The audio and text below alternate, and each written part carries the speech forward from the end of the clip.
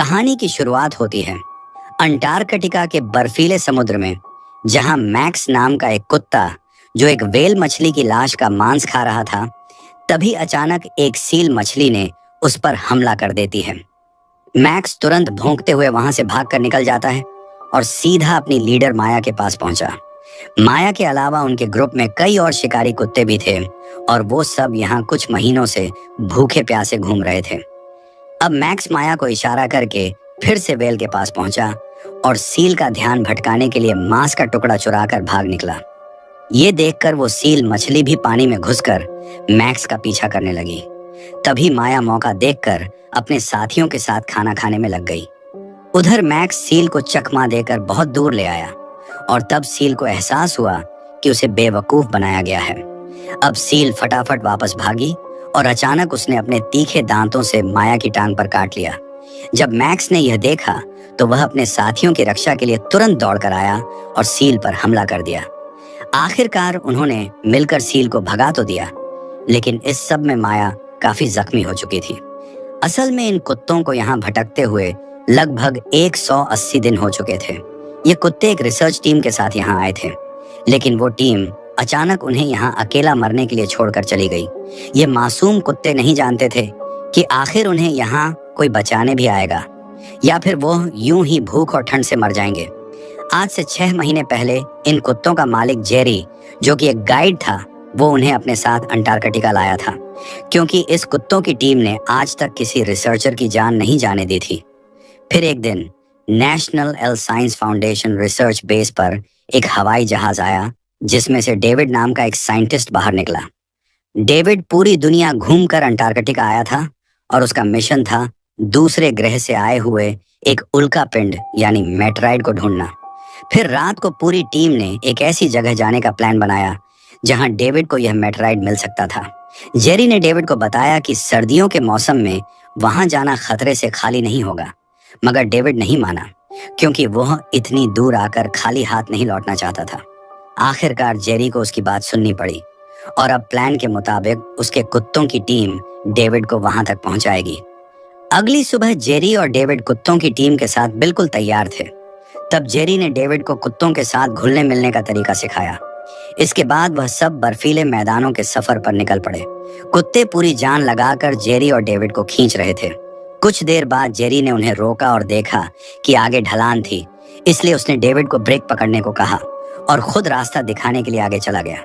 लेकिन अचानक बर्फ टूट गई और डेविड पानी में डूबने लगा। खुशकिस्मती से जेरी और कुत्तों ने मिलकर ऐन वक्त पर उसे बाहर खींच लिया और उसकी जान बचाई। इसके बाद वह दोबारा से जोरों शोरों से आगे बढ़ने लगे और फिर कुछ ही समय में अपनी तय की हुई जगह पर पहुंच गए। वो बहुत ही खुश थे, पर तभी जेरी को बेस से फोन आया कि आगे बर्फीला तूफान शुरू होने वाला है, इसलिए उन्हें जल्द से जल्द बेस पर लौटना होगा। ये सुनकर जेरी तुरंत वापस जाने के लिए सामान बांधने लगा, लेकिन डेविड फिर भी नहीं माना और कहने लगा कि वह उस मेटराइड तक पहुंचने से कुछ ही कदम दूर है। दरअसल सभी जानते थे कि आखिर वह यहाँ क्या करने आया है, और अगर वह खाली हाथ लौटा तो उसकी बहुत बेइज्जती होगी। अब बेचारे जेरी की नौकरी भी खतरे में थी, इसलिए उसे ना चाहते हुए भी डेविड की बात माननी पड़ी। उसने कुत्तों को सुरक्षा के लिए वहां बांधा और खुद डेविड को रास्ता दिखाने लगा। खुशकिस्मती से जल्द ही डेविड को वो मेटराइड मिल गया जिसके लिए वो इतनी दूर आए थे। लेकिन तभी वहां तेज बर्फीली हवाएं चलने लगी और डेविड ने मौसम का हाल पूछने के लिए बेस पर फोन किया, लेकिन तभी अचानक उसका पैर फिसल गया और ढलान से सीधा नीचे जा गिरा, जिससे उसके पैर की हड्डी भी टूट गई। जैसे ही जेरी ने उसकी मदद करने की कोशिश की, अचानक बर्फ टूटने लगी और एक ही पल में डेविड बर्फीले पानी में डूबने लगा। जेरी ने तुरंत डेविड को बर्फ को पकड़ने को कहा और फिर माया को रस्सी देकर डेविड के पास जाने को कहा। वहां की बर्फ किसी भी वक्त टूट सकती थी, जिससे माया भी डरी हुई थी, लेकिन फिर भी डेविड की जान बचाने के लिए माया सावधानी से आगे बढ़ती रही और उसने डेविड के गले में रस्सी डाल ही दी। आखिरकार सभी कुत्तों ने डेविड को खींचकर बाहर निकाल लिया और उसकी जान बच गई।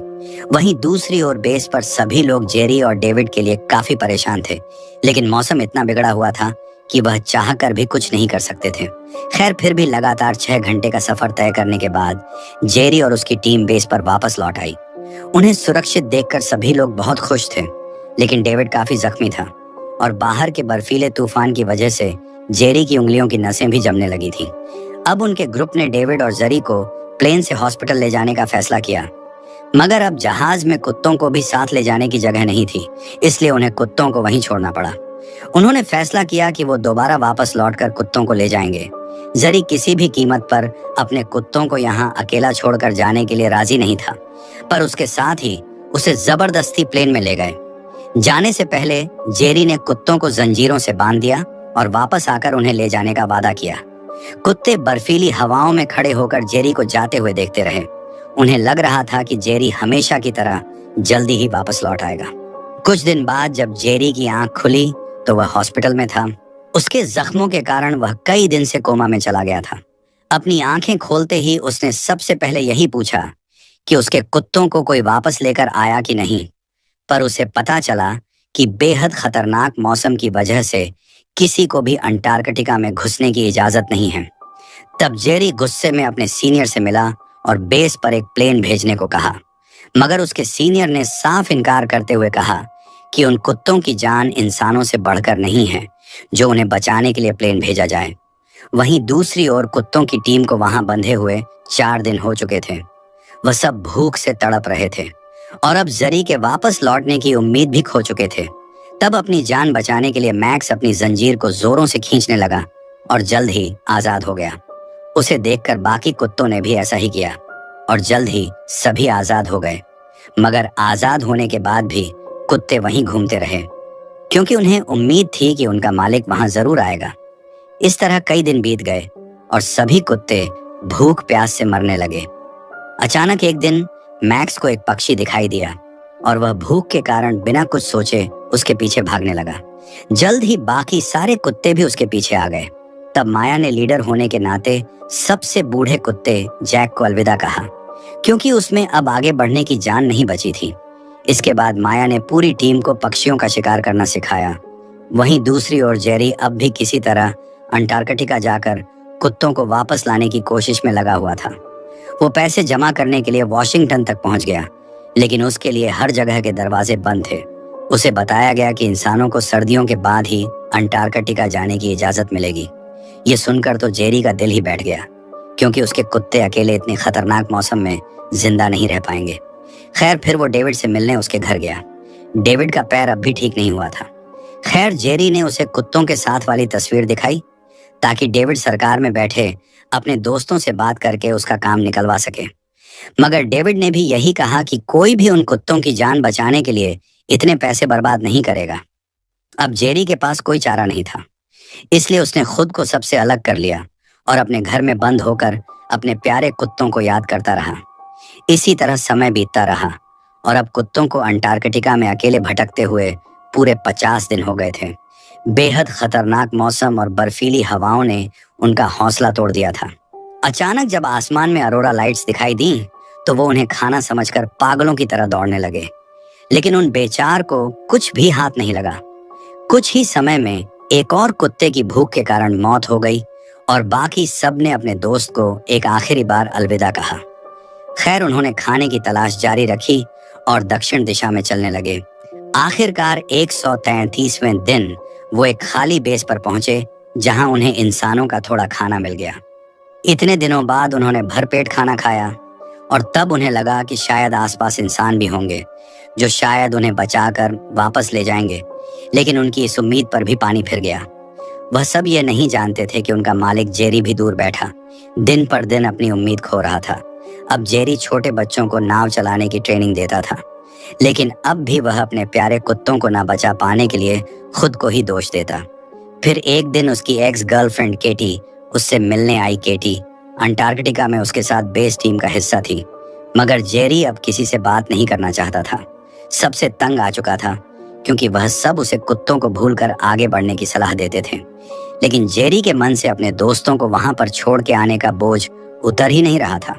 इसलिए वह उस आदमी से मिलने गया जिससे उसने कुत्ते खरीदे थे, और उससे मिलकर उसने माफी मांगी क्योंकि वो उनकी रक्षा नहीं कर पाया। तब उस आदमी ने जेरी से कहा कि उसे इतनी जल्दी हार नहीं मारनी चाहिए, जैसे उसके कुत्तों ने हमेशा उसकी हिफाजत की है। उसे भी उन्हें बचाने के लिए हर संभव प्रयास करना चाहिए। उस आदमी की ये बात जेरी के दिल में घर कर गई, और जेरी ने घर लौटते ही सारा सामान बांधा और अंटार्कटिका जाने की तैयारी करने लगा। इसके बाद उसने न्यूजीलैंड जाकर एक शिप भाड़े पर ली, जिसमें बैठकर वो अंटार्कटिका जाने का प्लान बना रहा था। लेकिन वहां भी सबने उसका मजाक उड़ाया और शिप के मालिक ने कहा कि वह पागल हो चुका है। एक बार फिर से जरी के सभी रास्ते बंद हो चुके थे और इस सब से वह काफी ज्यादा परेशान हो गया।